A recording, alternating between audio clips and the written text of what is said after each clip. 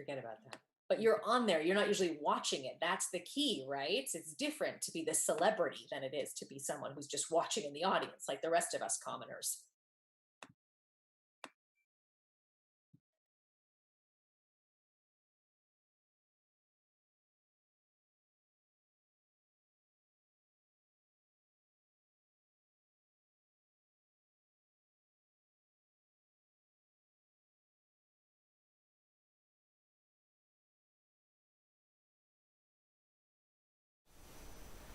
Welcome to another live episode of Teachers for Teachers, and that's you, moms and dads. I'm here, Dr. Dijanna, and I'm here with Dr. Haynes, and hello, it's Monday. It is Monday. We're starting out optimistic. Yeah. System that's working for them. We've been doing this for a little while now, long enough to know whether help, we need a lot of help, or it's like, I could use a little help from time to time. But that's what we're going to explore today. Exactly. We're navigating it. We're going on a journey. Everybody's getting in the car. We're fastening up our seatbelts. We're ready for a bumpy ride, and we're going to go. Monday, hello. Here we are. Welcome so much to the show again. We love having you here. Today's topic for our Monday, we're asking some specific questions on how we're feeling. So I want to ask you these questions. I want you to think about for a little bit and share what are some things. It's been 9 weeks. I think we're in week 9 of distance learning. What are some things that you miss about school, about in-person school? We've asked the same question to kids too, but I'd love to hear from a teacher, mom, parent perspective. Let's just throw it out there and create a space to openly talk about this. What are some things that we miss about school? And then secondly, what are some surprising things that we like about homeschool? So what do we miss about in-person school? And what do we really like? Oh, we kind of like this about homeschool. All right. Well, it's funny. I'm doing parent conferences via Zoom right now, which is interesting. And one thing that I really miss is it used to be that between 8 and 8:30 in my classroom, my students would come in and they would be talking to each other, talking about what they dreamt last night, talking about what they did with their family the night before. But it was that random information that it's hard to get otherwise. Yeah, those moments of just kind of checking in with each other. I do miss that. Sorry, I'm getting an echo here and it's hard for me to. So I miss that quite a bit. One thing that I really like about remote teaching is I can make dinner more often. And I should qualify that. I can make good dinner more often. Like there's a protein and a freshly cooked vegetable and a freshly cooked grain of some kind. It's not. Isn't that is so true? Yeah. My children didn't know that I could cook. I'm not joking, because we did a lot of takeout, or dad would cook, but I kind of didn't cook a whole lot. And they're like, "Wow, mom, way to go with that stir fry situation. What type of veggie is this?" So that's a real surprising, positive from being at home. But going back to what you first said about the missing in-person thing, that morning check-in, it's so important. And it's kind of strange trying to do it in the distance learning. It's just not the same. Not the same. Are you doing a version of it that's like, do you have Still do a... Go ahead. We're having technical issues again, so that there's a bit of a lag, but I think people are forgiving these days. Sorry, we do a check-in every morning where we go around. We still do a morning message. We do a different greeting where each student greets another student by their name and, what animal I'd like to be, or what exciting word choice we'd like to make today. Or it's always something different and fun and creative. And I was surprised by how much personality can come through a Zoom screen. But it still doesn't give them enough time to tell you those weird things that bubble up. I have a couple degrees in psychology, and one thing they tell you about conducting therapy is to be comfortable in the silence, because in that silence, little things will come up that maybe wouldn't have come up with before. And that's what I miss about the classroom. It's just that time where I'm sitting at my desk working and they don't even think I'm listening. And then every now and then they say funny things, or they'll turn to me and tell me something. And I miss that because that's no, even if you make space for it, it's just not the same on a screen. So true, so true. And that touched my little heartstrings right now because I miss that special space that happens in the classroom in the morning for sure too. But I am enjoying home cooked meals. Just gonna throw that one out there It sounds like you're both on the same page for that. What about Michael and from their home? So, Michael, Maylin, welcome. What's Awesome. Well, thank you. how's it going?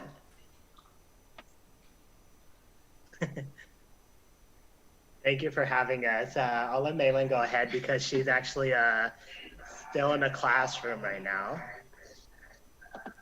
I think you may, yeah. And then I'll follow up with her from my experience back in the classroom.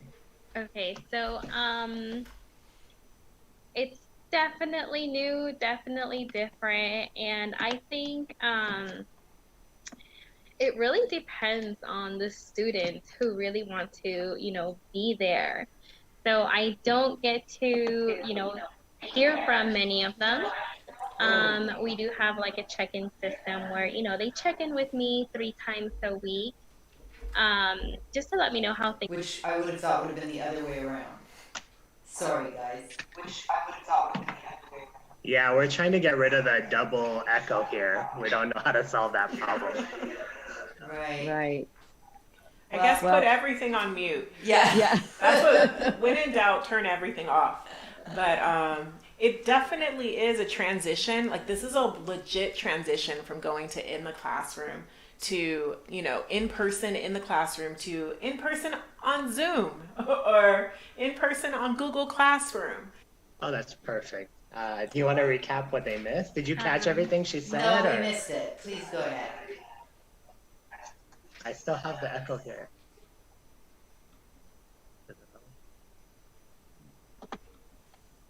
All right. So one thing I miss as a parent is the time away from my kid. Them being around all the time, it kind of tests your nerves sometimes. So I want to get that out of there. I'm gonna butt in with that because I have been doing my teaching and I spend a lot of time with the little one, trying to get him to do his work. So it kind of slows me down with what I want to accomplish for my, for my end as a teacher. And then it just takes all my attention to give it to him.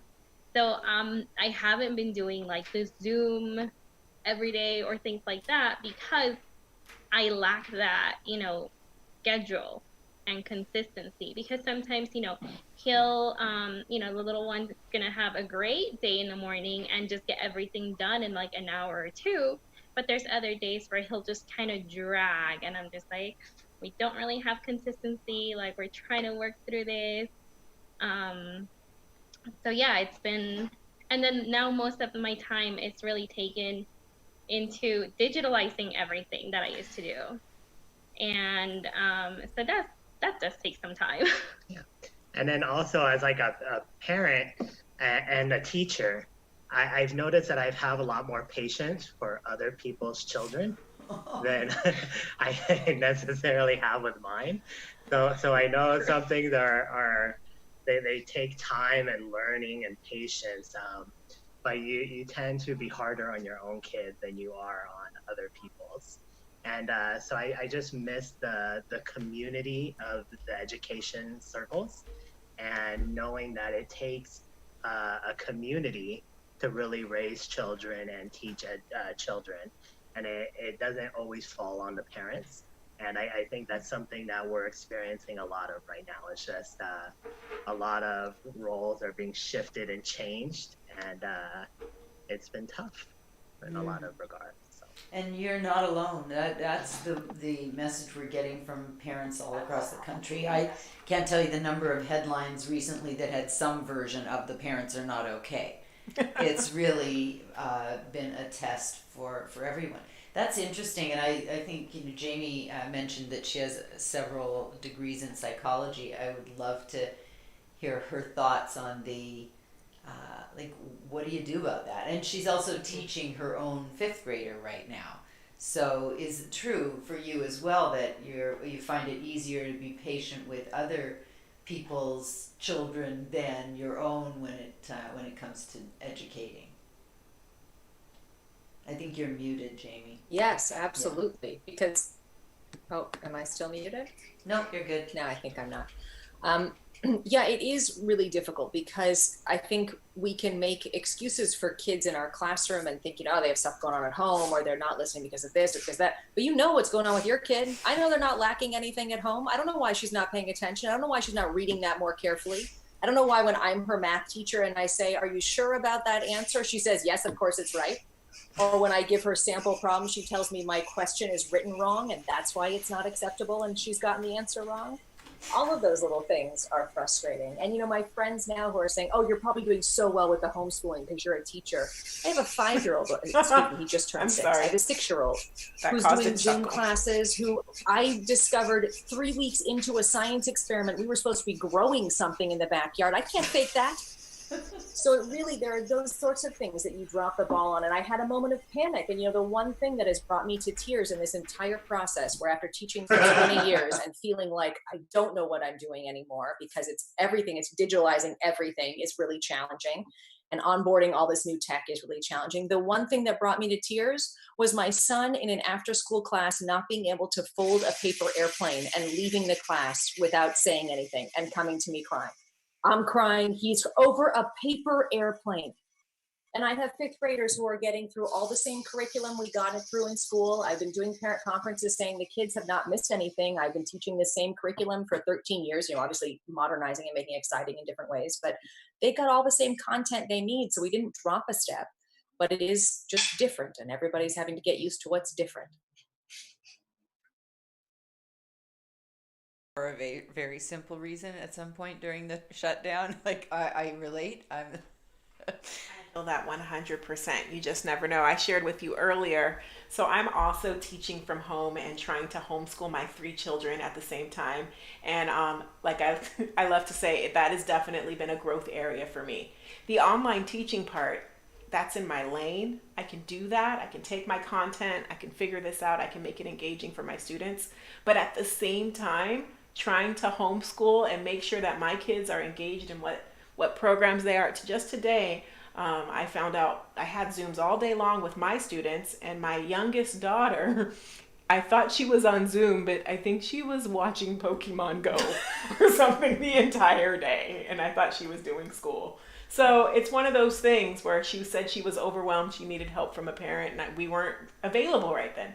So we're just going to figure it out. We're going to navigate it. It's not the end of the world. She may have missed that matrix multiplication lesson, but we're gonna figure it out. We're gonna figure it out for sure. It's not gonna ruin her education. No, it was a tough day. It was a tough day, so we're baking brownies. Yeah. I mean, we do what we gotta do. And then it's back to Malin's point about 7 down to birth. They need more activity. They need to be going, and they need attention. And it's not just educators who are faced with that reality. It's anybody working from home who's used to having the kids head off to school. And sometimes those are parents who were working from home, who are just still doing their same routine from home. But now there's a whole new set of requirements. These people want to eat 2, 3 times a day. Like 10 times a day. Yeah. So there are a lot of added pressures for parents on this. So it's really cool that we're creating a space to just kind of discuss this stuff out loud. What are some things that we miss? What are some things we're observing that are happening now while we're living it? And I had the opportunity to ask some of my students, specifically we miss about school. What are some things we like about homeschool? And what are some things we hope might change when we return to school? And so I'm going to cue Tech. That third question we're going to come back and ask. Okay. Yes, Jamie and Malin. Go back through our thing. Yes. Missing school.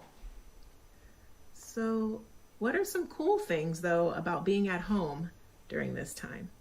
Well, I can wake up a lot later than before. I don't have to sit in the car.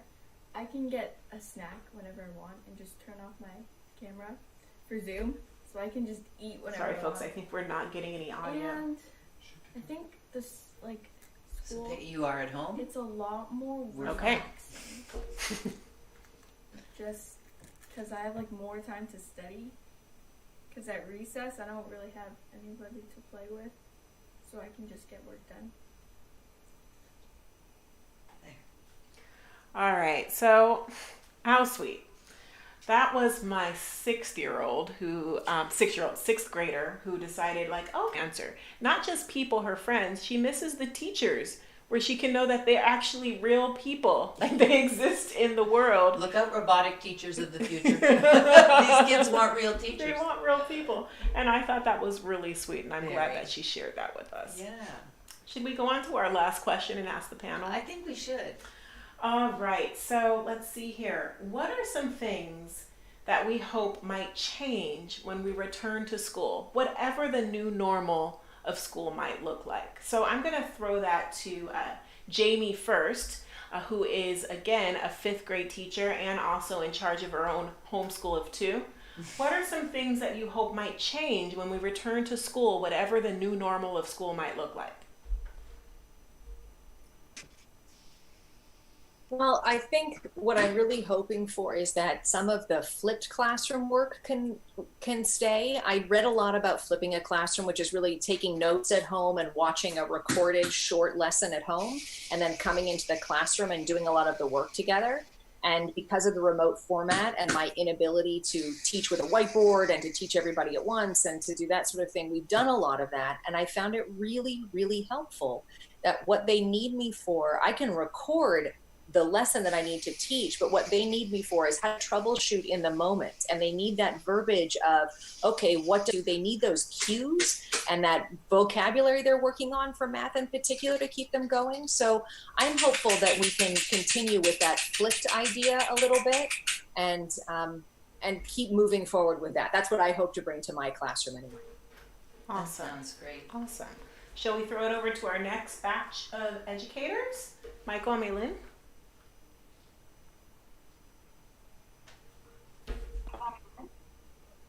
I agree with the flipped classroom. I've heard of it. We haven't really done it at my school. We had a lot of, not a lot of access to technology. So I love that the students are really typing things than it is for them to sit there and write with a pencil. Or they're usually just, taking 10 minutes to try and find a pencil. And these are 7th graders. And one thing I hope changes when we go back is realizing that distance is important between learners in the aspect of not being overcrowded. So a huge issue in education is always the amount of students in a classroom. So the ratio of teachers to students, right? And so in some classrooms, it's not uncommon to, is that right? Uncommon to see around 45 students in some classrooms to one teacher. And that's not sustainable in a classroom. Those numbers should be around 25. And then on the flip side of that, there was a picture that I saw of a classroom in China as they're returning. And they all had their masks on, and learning theory shows that students need to learn in groups. And so we need to come back to a happy medium with there and what it's going to be like when we come back, if we come back.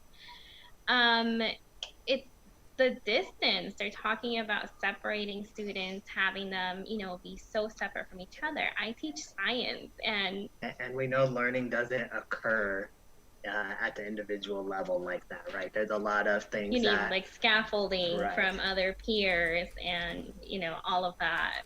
Yeah, and so we got to tread water very carefully here as we move back to make sure that we don't go too far in the opposite direction and against what theory shows us about how learners learn.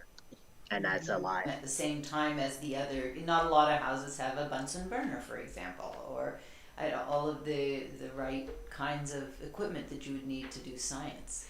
It's a real challenge that we're going to have to address when we get back into the classroom. I mean, when you think about it, I know in terms of our state and the Department of Education, we have 21st century standards that we think are really, really important for kids. Now, they're all C's. I think it's the 4 C's. We've got creativity. That's good. We're doing this right now. We're coming up with creative solutions on how to still do school. We've got creativity. We've got critical thinking, which we're still using a lot of critical thinking. But one of those C's that Michael brought up that's super important is the collaboration piece. Exactly. And what does that collaboration piece look like in a distance learning format? And then when we return to school with social distancing, what does that collaboration piece looks like? What does that even look like? We're going to have to get creative. Yeah. And then the last one is communication. So these are all things that are critically important for our 21st century learners, for them to have opportunities to express themselves creatively and explore creativity, for them to practice critical thinking skills, for them to communicate effectively their learning, and then to collaborate. So I think a real challenge for me as an educator is thinking about, what does that look like in the distance learning format? What does that look like if I return to my classroom, but all of my children must be 6 feet apart? And all of a sudden my class set of beakers, each individual has to have their own set of supplies to keep, to keep everything different. There's a lot of things that we're learning in the homeschool space is providing us with the opportunity to come up with some creative solutions. But we need to be mindful that we don't go too far, like Michael said. I don't know what images you saw, but my mind envisioned, 5-year-olds in full PPE, and that breaks my heart. Because like my 6th grader said, she misses people. Yeah, and I think I worry about what sort of long-term message goes along with the distancing. And we've been doing so much work on trying to eliminate the sense of the other and that we're all in this together. And suddenly the other is everybody outside your home. And I think it's one thing for kids who've sort of reached the age of reason, who can understand that this is a temporary experience that we're going through right now. But for little guys and little gals who really don't have the ability to reason through something yet, this is an imprint. This is long-term.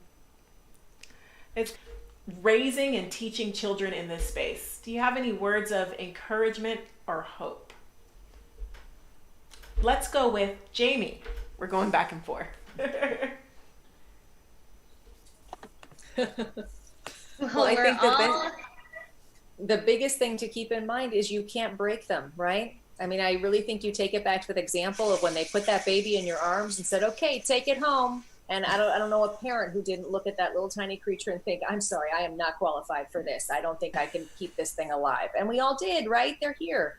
So even now, you're not going to break them. Even if they learned nothing or you did no educating of them from March to June, they're resilient and they're going to go back to school eventually and they're going to be just fine. So cut yourself some slack. Remember, there's only a couple weeks left. We're almost done.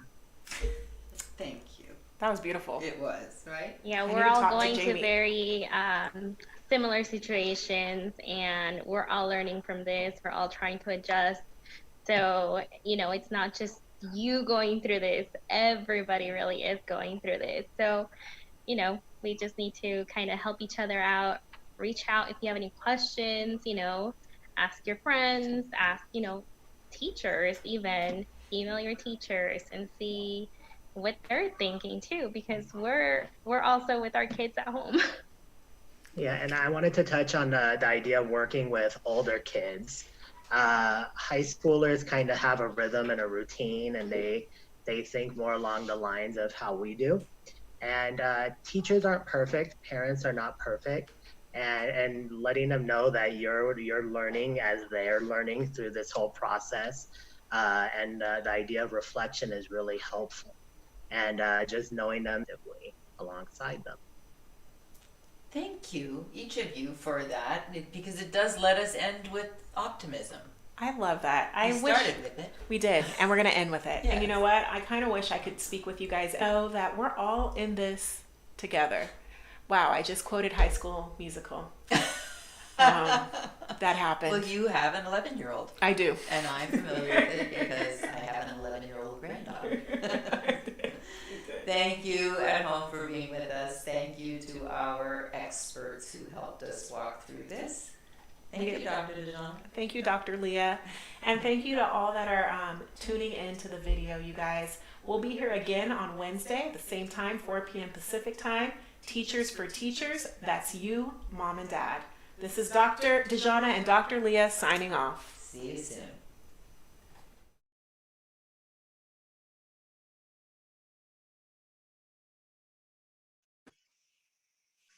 Oh, you're muted, Mommy.